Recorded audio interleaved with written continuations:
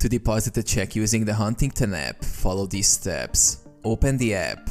Launch the Huntington mobile app on your smartphone or tablet. Ensure you're logged into your account. Access deposit feature. Navigate to the deposit or deposit a check section of the app.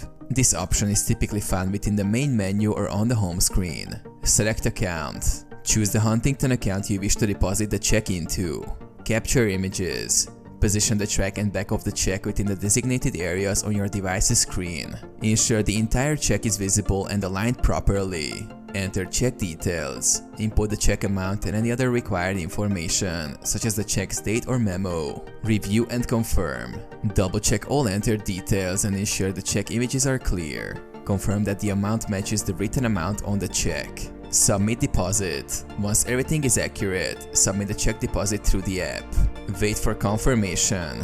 After submitting, you'll typically receive a confirmation message indicating that your deposit has been successfully submitted. Retain the check. After depositing the check using the app, it's advisable to retain the physical check for a certain period in case any issues arise.